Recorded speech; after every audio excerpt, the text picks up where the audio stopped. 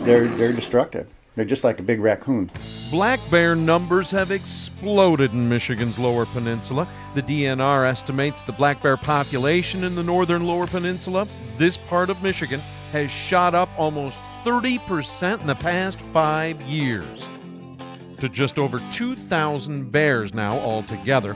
The UP has nearly 5 times that many bears, but the UP's rate of increase the past 5 years has just been 11%.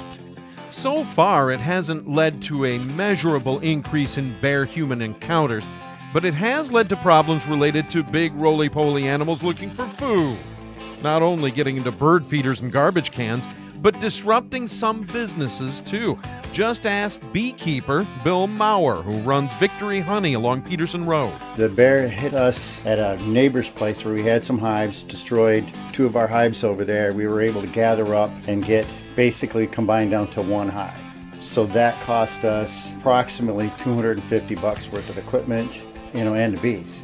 Maurer has 14 hives or colonies. He says, and you probably don't know this, bears only like honey in a secondary way.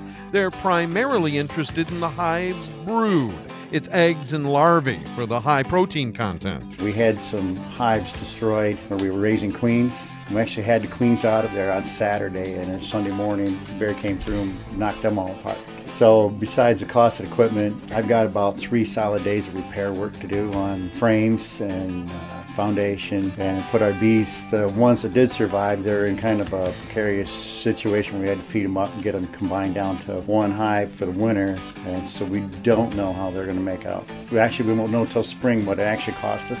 Maurer has installed an electric fence around his bee farm, although that can be a hassle. Every night making sure the fence is still working and there's no limbs came down on it or anything like that, and nothing's got into them. I bought 2 trail cameras up to keep an eye on that.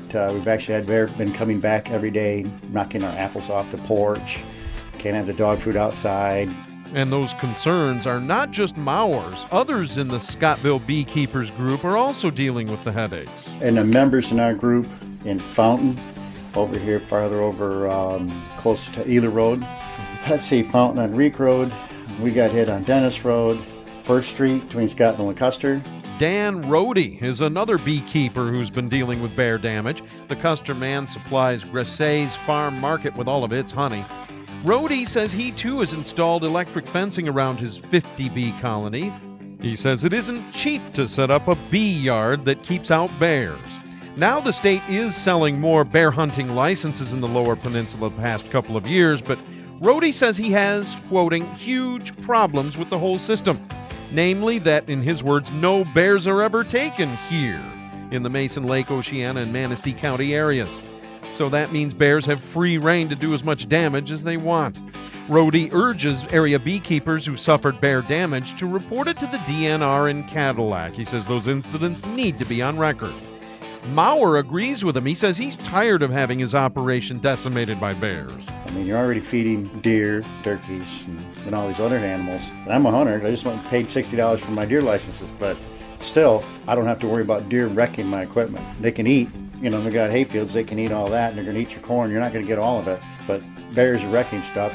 Just why are we seeing such an explosion of bears in this part of Michigan? Well, Maurer has an inkling. I don't know if the bears are naturally migrating here. I think the DNR's been moving them here, because I've heard from somebody that that's what they're doing, and I don't know that that's true or not, but we went from having no bears to having bears on every corner, and it just doesn't happen overnight. So. And it doesn't really make you too happy. No, I'm not happy at all.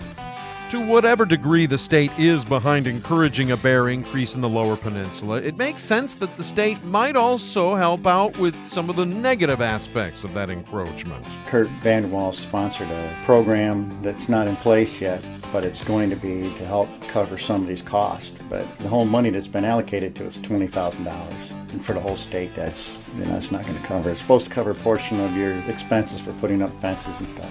Representative Vanderwall confirms that his legislation only calls for about $20,000 to help fix bear damage, but he says that amount is just for the first year. He plans to boost that number to $100,000 next year. Is that amount enough? And just how safe are we in this bear outbreak? We'll hear from Mr. Vanderwall on the subject in the next segment of our Beware the Bears series.